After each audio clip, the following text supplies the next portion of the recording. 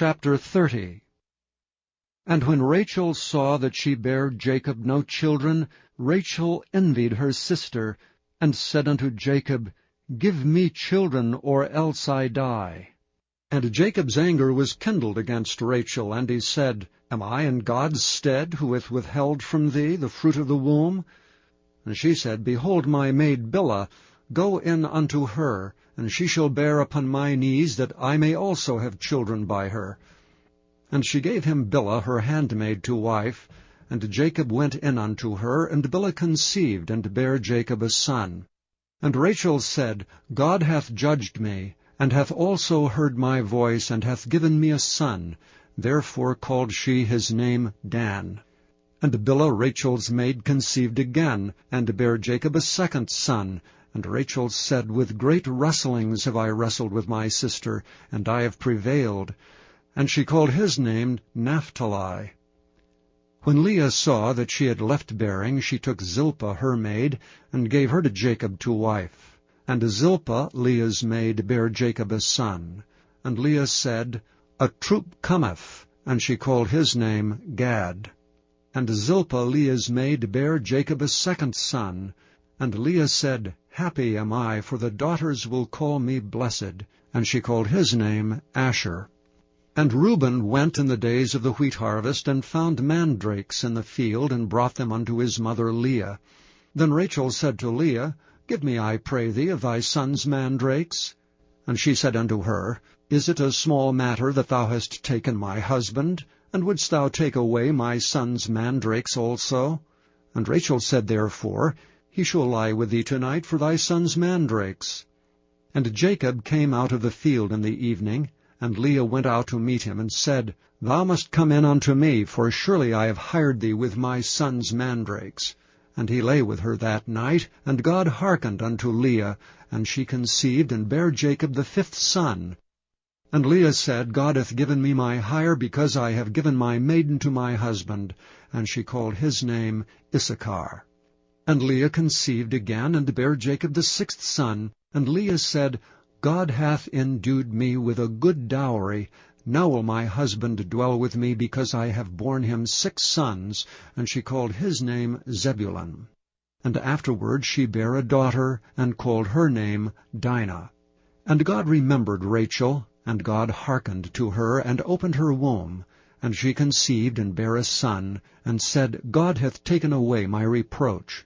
And she called his name Joseph, and said, The Lord shall add to me another son.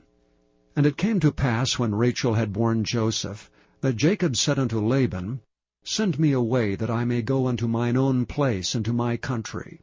Give me my wives and my children, for whom I have served thee, and let me go. For thou knowest my service which I have done thee. And Laban said unto him, I pray thee, if I found favor in thine eyes, tarry, for I have learned by experience that the Lord hath blessed me for thy sake. And he said, Appoint me thy wages, and I will give it. And he said unto him, Thou knowest how I have served thee, and how thy cattle was with me. For it was little which thou hadst before I came, and it is now increased unto a multitude. And the Lord hath blessed thee since my coming. And now when shall I provide for mine own house also? And he said, What shall I give thee? And Jacob said, Thou shalt not give me anything. If thou wilt do this thing for me, I will again feed and keep thy flock. I will pass through all thy flock today, removing from thence all the speckled and spotted cattle, and all the brown cattle among the sheep, and the spotted and speckled among the goats, and of such shall be my hire. So shall my righteousness answer for me in time to come, when it shall come for my hire before thy face. Every one that is not speckled and spotted among the goats, and brown among the sheep, that shall be counted stolen with me. And Laban said, Behold, I would it might be according to thy word. And he removed that day the he-goats that were ring-straked and spotted, and all the she-goats that were speckled and spotted, and every one that had some white in it, and all the brown among the sheep, and gave them into the hand of his sons. And he set 3 days' journey betwixt himself and Jacob, and Jacob fed the rest of Laban's flocks. And Jacob took him rods of green poplar, and of the hazel and chestnut tree, and pilled white strakes in them, and made the white appear which was in the rods. And he set the rods which he had pilled before the flocks in the gutters and the watering troughs when the flocks came to drink, that they should conceive when they came to drink. And the flocks conceived before the rods, and brought forth cattle ring-straked, speckled, and spotted. And Jacob did separate the lambs, and set the faces of the flocks toward the ring-straked, and all the brown in the flock of Laban. And he put his own flocks by themselves, and put them not unto Laban's cattle. And it came to pass, whensoever the stronger cattle did conceive, that Jacob laid the rods before the eyes of the cattle in the gutters, that they might conceive among the rods. And when the cattle were feeble, he put them not in, so the feebler were Laban's, and the stronger Jacob's.